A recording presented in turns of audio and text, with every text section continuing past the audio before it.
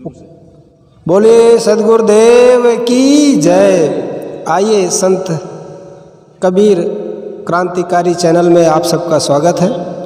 सद्गुरु कबीर आश्रम करखड़ी, पूज्य गुरुदेव श्री ज्ञान साहब जी की ये समाधि स्थल है। आप सब पूज्य गुरुदेव जी से पूर्ण रूप से उनके दर्शन और उनके विचार सत्संग से लाभ लिया है।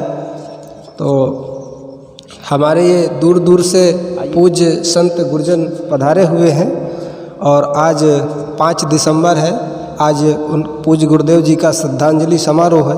तो हम इन संत गुरुजनों से कुछ चर्चा करेंगे कि इन्होंने पूज्य गुरुदेव जी से क्या लाभ लिया उनके सानिध्य से, तो जानेंगे। पूज्य ये पावन उत्तर प्रदेश की धरती से पधारे हुए हैं हमारे पूज्य श्रद्धेय संत श्री शंकर साहब जी, और ये हमारे पूज्य श्री साहब जी के गुरु भाई भी हैं। तो इनको विशेष इनके बारे में जानकारी है, उनके बारे में कुछ मैं आपसे चर्चा करना चाहता हूँ। आपने पूज्य गुरुदेव जी का दर्शन कब किया और किस प्रकार से किया? पूज्य साहब जी का दर्शन कबीर आश्रम चकबसवा, तहसील खागा, जिला फतेहपुर, उत्तर प्रदेश में प्रथम बार 1978 में दर्शन हुआ। तो आपको उनके बारे में कैसा लगा, उनके विचार, उनका जीवन शैली और उनके ज्ञान से आपको कैसा लगा? उनके स्पष्ट शब्दों में क्रांतिकारी विचारों को सुन करके हमें बहुत कुछ लाभ मिला। समय समय से उनके दर्शन होते रहे और उनके ग्रंथों को पढ़ते रहे। उनके सानिध्य में हमें बहुत कुछ लाभ मिला जी।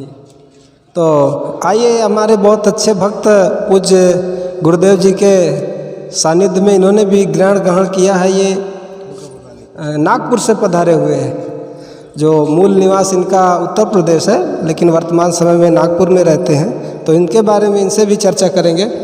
ये पूज्य साहब जी बता रहे थे कि गुरुदेव जी बहुत पावन पुनीत और ज्ञान वर्धक, उनकी जो वाणी थी बहुत क्रांतिकारी थी, और उनके विचार एक बार जो सुन लेते थे वो हमेशा के लिए उनके स्मृति में बैठ जाता था। जो कि हमारे पूज्य दादा गुरु परम पूज्य श्री निष्पक्ष साहब जी से उन्होंने गुरु दीक्षा लेकर के देश विदेश में, देखिए ये हमारे पूज्य गुरुदेव पधारे हैं, ये नेपाल की धरती काठमांडू से पधारे हैं। तो हम इनसे भी कुछ चर्चा करेंगे। आपका शुभ नाम साहब जी? अखंड दास। ये हमारे पूज्य श्रद्धेय संत श्री अखंड साहब जी हैं, जो नेपाल काठमांडू से आप आए हैं। तो आप गुरुदेव जी से कैसे मिलना हुआ और उनके बारे में कुछ आप बताइए। साहिब बंदगी सबको। पहले से गुरुदेव जी, गुरुज्ञान साहब जी काठमांडू मुराना बानेश्वर में आओ जाओ करते थे, और पहले से हम लोग से परिचित है और बहुत कोमल भाषी थे। और सबको प्रवचन से लाभान्वित करके सबको अपने कर लेते थे। ये सब साहब लोग हमारे घर पर भी, जन्म घर पर भी गया था, तारेश्वर में भी सब घूम के सब परिचित साहब को हमको मालूम है। तो साहब जी की रहनी आपको कैसे लगती थी? रानी साहब को तो बहुत, रानी वो कथनी तो क्या बताएं, सब नरम था, सरल स्वभाव का था, सबसे मिलनसार था। और उनके ज्ञान से आपको क्या लाभ मिला, उनके वैराग त्याग से? अरे उनको वैराग से तो साहब हम लोग तो सब, अब आगे सब नेपाल का था, उससे उनसे अब ज्ञान साहब का सब परिचित था।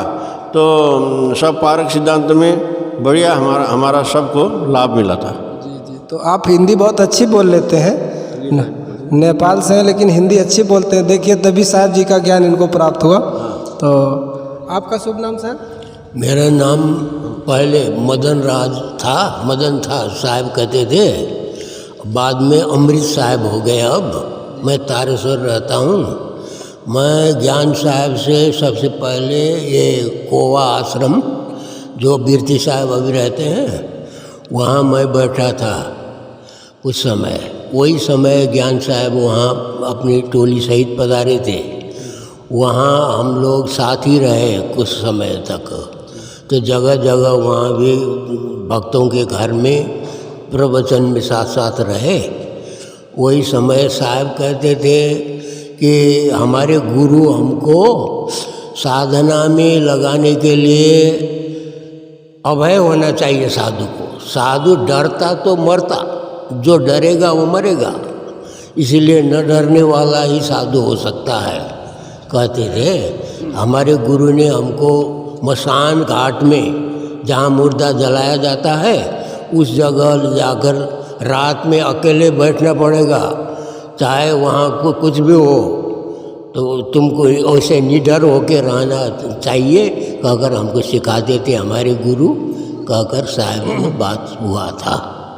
देखिए हमारे पूज्य गुरुदेव जी का कैसा ज्ञान अखंड था कि यहाँ पावन भारत की धरती नहीं, नेपाल की धरती तक उनका प्रचार प्रसार था। आपका शुभ नाम क्या है भगत जी? मेरा शुभ नाम हरपाल दास है। कहाँ से पधारे आप? तखौड़ी जमालपुर, जिला शामली, उत्तर प्रदेश से। तो आप गुरु जी के बारे में कुछ बताइए, कैसे मिलना हुआ गुरु जी से? हमारे परम पूज्य गुरुदेव श्री अमर साहिब जी संत समाज बाराबंकी से थे। निष्ठा साहिब जी के गुरु भाई अमर साहिब जी वो हमारे गुरु जी थे। उन्होंने एक बार हमें बताया कि करखड़ी बड़ौदा गुजरात में परम श्रद्धेय संत श्री ज्ञान साहिब जी एक परम वैरागवान संत हैं, उन्हीं का सत्संग आप यहाँ कराइए। उनकी प्रेरणा से हमने साहिब जी को वो कार्य सौंप दिया अमर साहिब जी को कि आप उन्हें साहिब जी यहाँ कार्यक्रम में आमंत्रित कीजिए। पिछले 17 वर्षों से निरंतर रूप से परम पूज्य श्री ज्ञान साहिब जी अपने संत मंडली के साथ हमारे गांव में होली के 4 दिन बाद कार्यक्रम में निरंतर रूप से 17 वर्षों से आते रहे और इन्हीं की प्रेरणा से वहाँ पर एक संत आश्रम का निर्माण हुआ, जिसके प्रेरक सद्गुरु श्री ज्ञान साहिब जी हैं, जिसके प्रबंधक सद्गुरु श्री अमर साहिब जी रहे और प्रेरक श्री ज्ञान साहिब जी रहे। तभी से हम इनको बहुत ही अच्छी तरह से जानते हैं। इनकी एक शेर और रुबाइयाँ नाम की पुस्तक है, उसी में मैंने पढ़ा, दिल दे तो ऐसा परवरदिगार दे, जो रंज की घड़ी भी खुशी से गुजार दे। क्या बात है, क्या बात है, क्या बात है। तो आप देखते हैं ये हमारी बहन आई हुई हैं नागपुर से, बहुत ही सत्संगी बहन है। तो आपको बहन गुरुजी के सत्संग से क्या लाभ मिला? बहुत अच्छा लगता था, उनका ज्ञान जिस तरह नाम था उस तरह ज्ञान था, वैसे वो बोलते थे, बहुत अच्छा लगता था बहुत। आप कुंभ मेला में भी सभी भक्तों को लेकर के पधारती हैं, तो बहुत अच्छी भक्त है। देखिए आपका शुभ नाम बहन? गायत्री। गायत्री बहन, आपको गुरुजी से क्या लाभ मिला सत्संग से? अच्छा लगा। अच्छा लगा। आपको, आप भगत जी का नाम? धनराज साहब। धनराज साहब जी। आप गुरुजी से गुरु दीक्षा लिए? नहीं, हम बहुत पहले लिए हैं, बचपन से, लेकिन गुरुजी को हम 25 साल से जानते हैं। साहब हमारी इधर आते जाते थे नागपुर में, हम उत्तर प्रदेश से हैं। उनका ज्ञान बहुत ही अच्छा है, समझ लो, बहुत उनसे हम प्रभावित रहते हैं, इसलिए उनसे जुड़े हुए हैं। हम यहाँ आश्रम में भी 18 साल से आ रहे हैं, आते जाते रहते हैं। तो आप देखिए परम पूज्य गुरुदेव जी ने कैसी ज्ञान की ज्योति जलाई कि ये सब भक्त लोग हमारे कुंभ मेला में पूज्य गुरुदेव जी की छावनी लगती है, वहाँ से लाखों रुपए का चंदा करके ये लोग भेजते हैं सेवा में। तो इन लोगों के लिए एक बार ताली बजाएंगे, बहुत सेवा करते हैं लोग। आपका शुभ नाम है ना उनकी? अनीता। अनीता बहन, तो आप गुरुजी की सेवा कैसे, आपको लाभ मिला सेवा का? मन को शांति मिलती है जब उनके पढ़ो, उनकी किताबें वगैरह, तो अच्छा लगता है, अच्छा ज्ञान देते हैं। जैसा नाम है वैसा ही उनका। हाँ, तभी आप नागपुर से यहाँ पधार गए। आपका बहन? रानी शाह। जी जी। तो आप गुरुजी के दर्शन किए?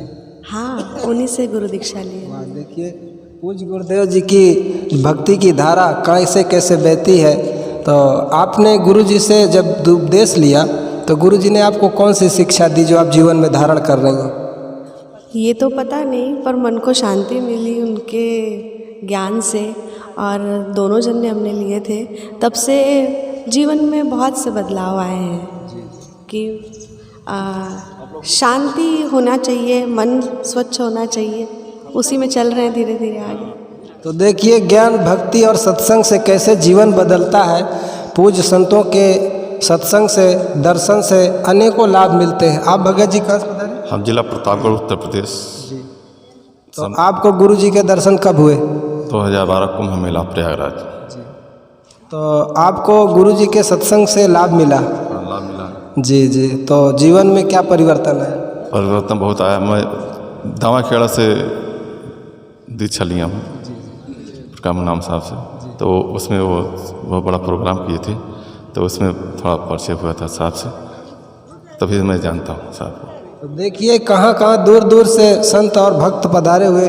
ये हमारे भक्त कानपुर उत्तर प्रदेश से पधारे, और इनका नाम है सुरेश भाई, दिनेश भाई। तो आप गुरु जी के बारे में कुछ बताइए। हमारा तो संपर्क स्वामी जी से बहुत पहले ही हुआ। मैं समझता हूँ हम लोग 7-8 साल के रहे होंगे, तो स्वामी जी से संपर्क में रहे बराबर।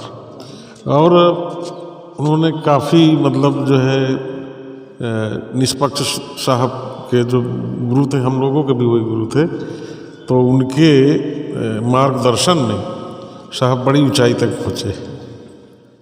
और काफ़ी पुस्तकें भी उन्होंने लिखी हैं, बड़ी ज्ञान की बातें, और रहनी कथनी सब उनकी समान थी।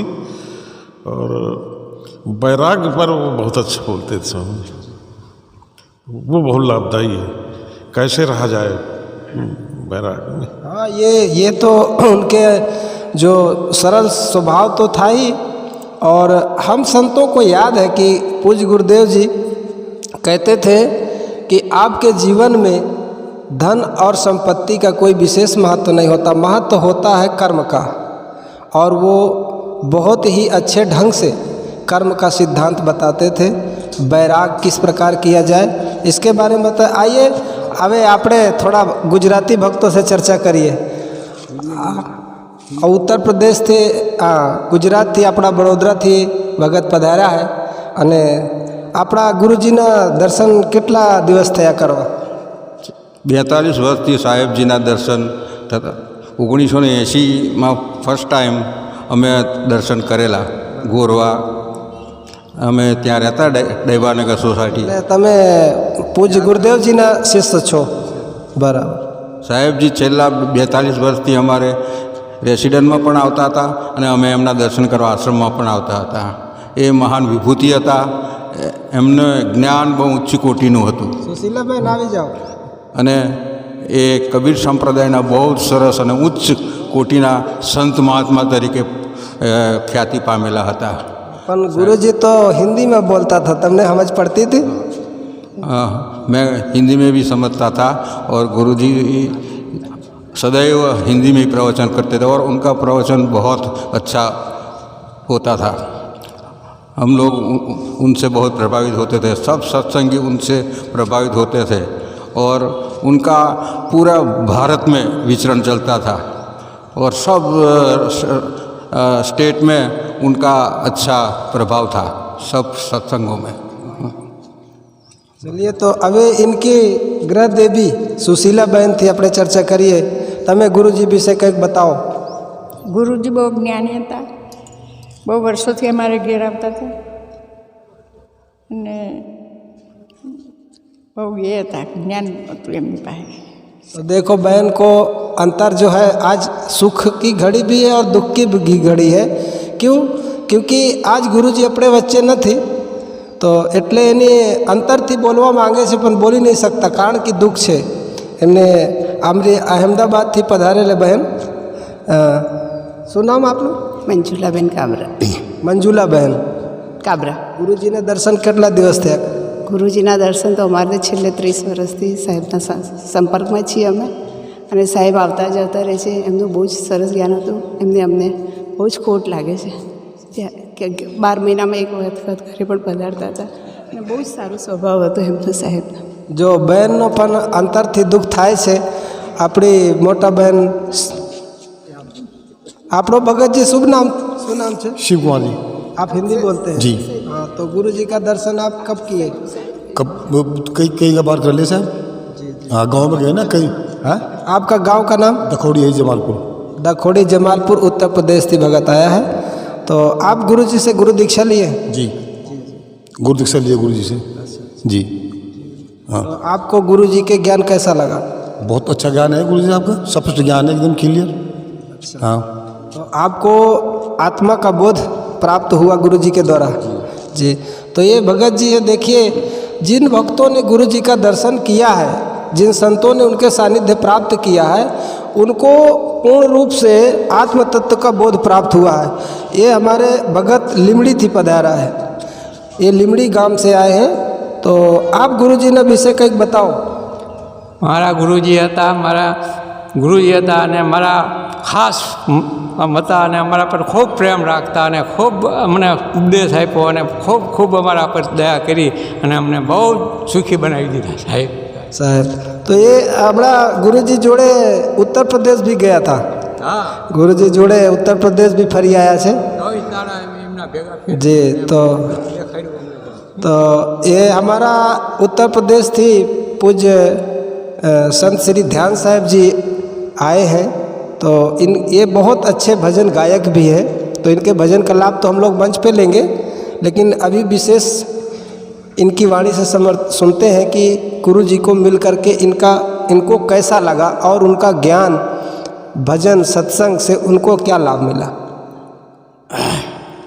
पूज्य सदगुरु श्री ज्ञान साहिब जी का प्रथम दर्शन सदगुरु कबीर निष्पक्ष धाम बैरी जो उत्तर प्रदेश में स्थापित है फतेहपुर जनपद में, साहिब जी का प्रथम दर्शन सन 1996 में हुआ। सदगुरु कबीर निष्पक्ष धाम जो समाधि के रूप में स्थापित है, वहीं से साहिब जी को दर्शन हुए।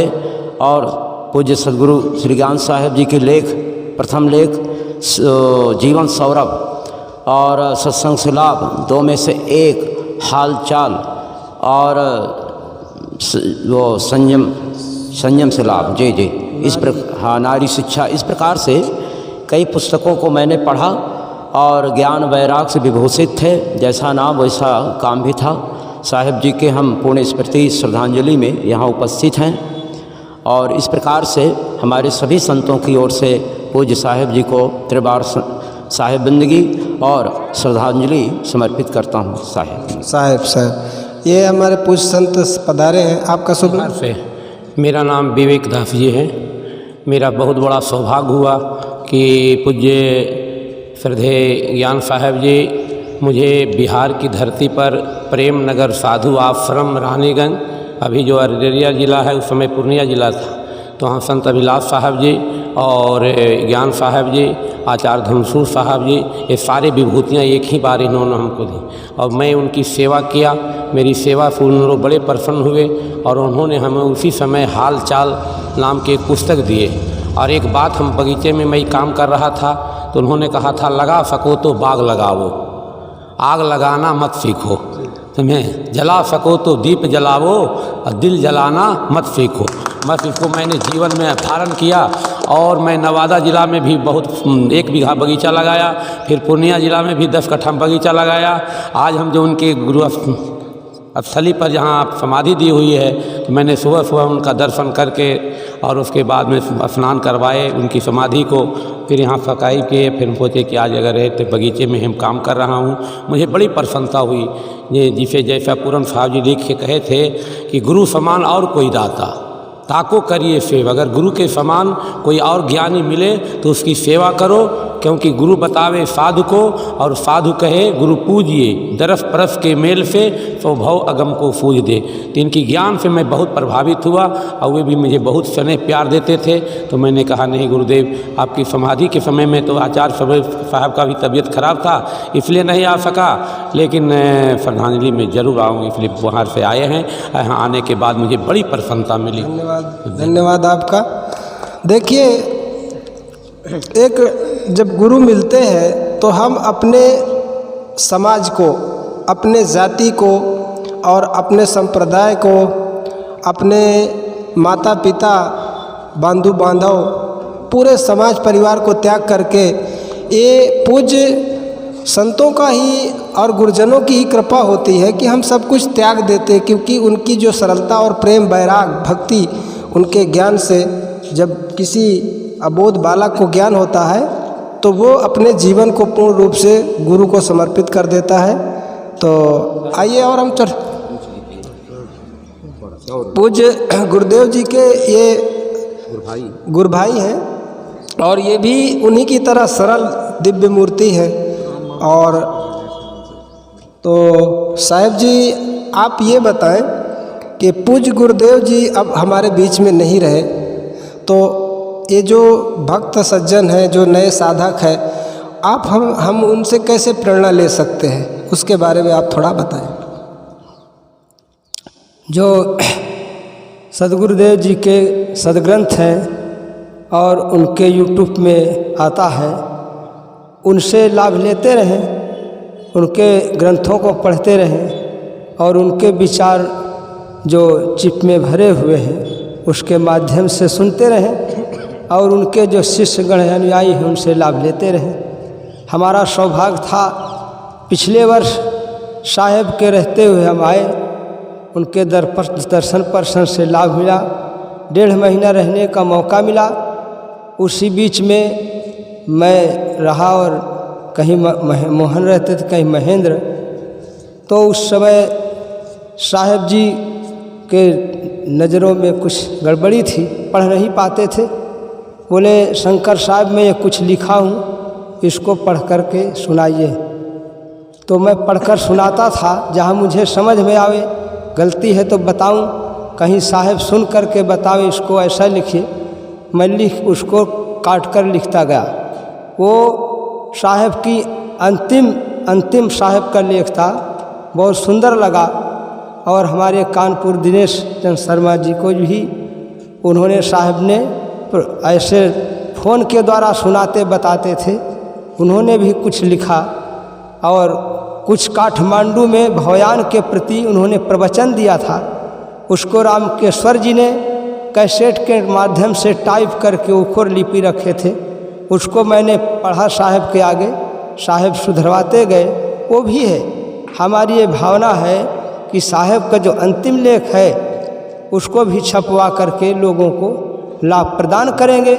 महापुरुष तो नहीं रह जाते, लेकिन उनके विचार, उनकी रहनी गहनी हमारे समझ रहती है, तो उनका आधार लेकर के चलते रहेंगे तो उसका लाभ मिलता रहेगा।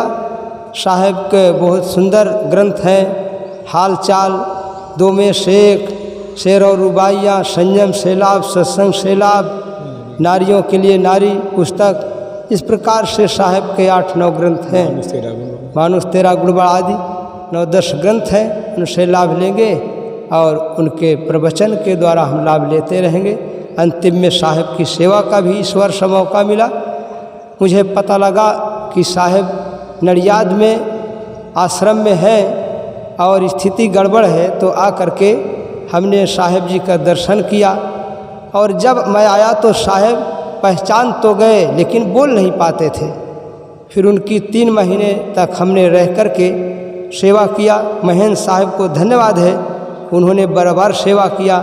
राम कुमार साहब भी रहे, वो भी सेवा। रामेश्वर दास रहे, जितने दिन जो रहे वो अपने अपने हिसाब से सबने सेवा किया। और साहब को जैसा ज्ञान था, हम तो दुखी होते थे उनकी स्थिति देख करके, लेकिन साहब मुस्कुराते रहते थे, ऐसा लगता था उनको कोई तकलीफ नहीं। ऐसे साहब का हमारी स्थिति जैसी थी, जैसा ज्ञान था, अंतिम में शरीर के उनको भान नहीं कि मुझे क्या तकलीफ़ है, देखने वाला को भले तकलीफ़ होती थी। अंत में साहब अच्छी तरह से रहे आश्रम में और उनको ज़्यादा कुछ नहीं, अंतिम में स्वास्थ्य चलने लगा। हॉस्पिटल ले गए, वहीं ऑक्सीजन में रखे, आधा घंटा में उनका स्वरूप लीन हो गए। और फिर उनकी समाधि हो करके फिर 7 दिन के बाद फिर मैं यहाँ से उत्तर प्रदेश प्रस्थान किया। तो हमें साहेब जी से बहुत कुछ लाभ मिला। और हम छोटे गुरु भाई थे, लेकिन हमको साहेब अध्यक्ष बनाने के लिए पहले घोषणा किए।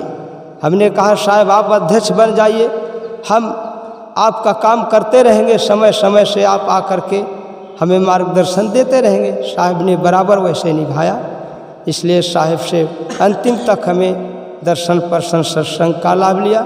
इसलिए मैं साहब जी के प्रति श्रद्धा सुमन समर्पित करता हूँ और वाणी को विराम देता हूँ। तो ये हमारे पूज्य संत श्री शंकर साहब जी हैं। आपने इनके बारे में, पूज्य गुरुदेव जी के बारे में काफ़ी कुछ कहने सुनने का बहुत कुछ है, तो इन्होंने बहुत कुछ बताया। पूज्य गुरुदेव जी के ही शिष्य कानपुर से हमारे रामेश्वर दास जी हैं। अब आपने पूज्य गुरुदेव जी को, गुरुदेव जी से कब दीक्षा लिया? साहेब जी कानपुर में एक भक्तमती कुंवारी देवी रहती थी, वो सत्संग पढ़ाया करती थी, जो अब संत श्री देश्वरी देवी जी के नाम से जानी जाती हैं। मैं उन्होंने हमको सत्संग के लिए आमंत्रित किया, हम गए। मेवालाल जी थे रावतपुर वाले, उन्होंने कहा कि राम बाबू तुमको जो है संसार में रहते हुए इतने दिन हो गए, अब भक्ति मार्ग पे चलो, कोई गुरु कर लो, छाट लो, इतने गुरु हैं सब।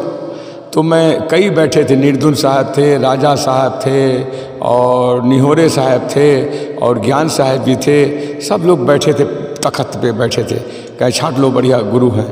तो मैंने कहा वाह भाई वाह, यहाँ तो गुरुओं की बाजार लगी है। तो मैं क्षण भर के लिए स्तंभित हो गया साहब। तो मैं कहा कौन सा गुरु छाटे पर। तो साहब मैं आखिरी में ज्ञान साहब जी के पास आया तो इनके पास बड़ा अलौकिक तेज चमक रहा था। तो कहा साहब मैं इन्हीं को बनाऊंगा। कहा सोच लो, ये निहोरे साहब तुम्हारे बिरादरी हैं, साहू हैं। हम कहा जात, इस ज्ञान में जात पात नहीं मानी जाती है। रावतपुर वाले मेवलाल जी बोले, हमने कहा गुरु करेंगे तो इन्हीं को करेंगे। तो साहब जी मैं ज्ञान साहब जी को अपना गुरु मान लिया। और मैं पहले आर्य समाज से जुड़ा था, तो आर्य समाज में बताया जाता था ईश्वर के एक नाम है ओम। तो मैंने गुरु जी से थोड़ी बातचीत हुई, निहोरे साहब जी थे, तो निहोरे साहब एक स्लेट मंगवाए, स्लेट में ओम लिखा और लिख करके मिटा दिया। तो कहे देखो ओम को बनाने वाले जीव है, ओम को बिगाड़ने वाला जीव है। हमने कहा ये कैसे हो सकता है, ओम शाश्वत है, निरंतर, ये परमात्मा का नाम है, इसको कोई काट नहीं सकता है। तो कबीर पंथी में उन्होंने बताया कि देखो ऐसा है, तुम अभी भ्रमित हो। तो उन्होंने हमारा उनका कुछ देर सत्संग हुआ, तो उनके बोध से मैं थोड़ा सा प्रभावित हुआ। फिर श्री सद्गुरु ज्ञान साहब से मैं भक्त हो गया, कंठी माला ले लिया। इसके बाद फिर आकर के करखड़ी में कबीर जयंती में मैंने ब्रह्मचारी का भेष लिया। और इसके बाद फिर 4 साल पूर्व फिर मैं साधु वेश में सद्गुरु ज्ञान से याचना की, उन्होंने हमें साधु वेश दे दिया। बहुत अच्छे सद्गुरु थे हमारे, अब उनके बारे में मैं क्या बताऊं। आज हमारे सद्गुरु बीच में नहीं रहे, लेकिन उनका ज्ञान, उनकी अमृतमयी वाणी, उनके क्रांतिकारी विचार जो चारों तरफ गूंज रहे हैं, जो हमारे हृदय में हृदयांगम है। बस यही मैं कहना चाहूँगा साहब। चलिए धन्यवाद आपका। ये हमारे उत्तर प्रदेश से आए हुए हैं, ये बहुत अच्छे कबीर आश्रम सैनी से। तो आप गुरु जी का दर्शन कब किए? दर्शन 2018 में मैंने भंडारा किया और उसमें उनसे विनती किया, उसने आने के तैयार हुए, आए बड़े प्रेम से और साथी लेकर आए, जितने संत बड़े बड़े लेकर आए।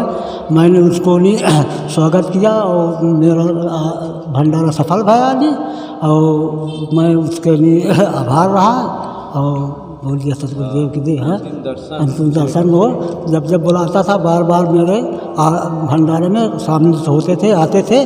मेरा गांव बहुत प्रसन्न था उनके लिए ज्ञान से और उनके लिए प्रवचन से और उनके वाणी से प्रभावित मेरा गांव पूरा आज भी सराहनीय कर रहा मेरे गांव को कि आप उस महात्मा फिर बुलाइए। मैंने कहा उन्हें अब नहीं आएंगे, अब दुनिया से चलेगा शरीर समझ नहीं। दुनिया से तो देखिए पूज्य गुरुदेव जी का शरीर गया है, पर उनकी जो ज्ञान की धारा है, उनका बहाया हुआ साधकों को जो उन्होंने तैयार किया है, बहुत सारे उनके शिष्यगण हैं, और ये तो ज्ञान की धारा है, बहती रहती है। तो आइए, आपका शुभ नाम? अनुराग दास। अनुराग दास, आप गुरु जी के शिष्य हैं? नहीं, मैं तो निश्चल साहब। सिर से कपड़ा उठा लो। अच्छा, ये निश्चल साहब कबीर आश्रम कुसुमी फतेहपुर के मेरे गुरु थे। मेरे गुरु हर समय हर साल कार्यक्रम रखते थे, तो इनको और सब संतों को, महान महान संतों को बुलाते थे और उनके हम हरदम दर्शन करते थे। और समय समय से जो उनको समय होता था तो हमको अपने घर भी ले जाया करते थे अपने घर में भी कार्यक्रम रखते थे। और उनका एक मैं मानुष तेरा गुण बड़ा लिया था, उससे भी मैंने बहुत अच्छे। आपको मानुष तेरा गुण बड़ा बुक से बहुत लाभ मिला। तो देखिए, संतों की कृति और संतों की रचना से लोगों को बहुत लाभ मिलता है। तो आप और कुछ कहना चाहते हैं? और उससे मैंने लाभ लिया। यहाँ नेकी बदी दो रास्ते हैं, गौर से सुन लो, तुम्हें चलना है जिस मार्ग पे अपना रास्ता चुन लो, मगर चलने के पहले सोच लो अंजाम क्या होगा, भलाई कर भला होगा, बुराई कर बुरा होगा। मैं उनको बहुत बहुत धन्यवाद देता हूँ, उनको श्रद्धा समर्पित करता हूँ। बोलिए सद्गुरुदेव की जय।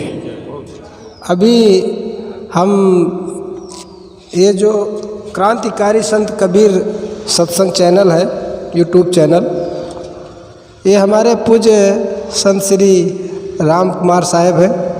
तो इनसे कुछ क्षण हम कुछ जानना चाहते हैं, क्योंकि इन्होंने बहुत गुरु जी के लिए किया है। गुरु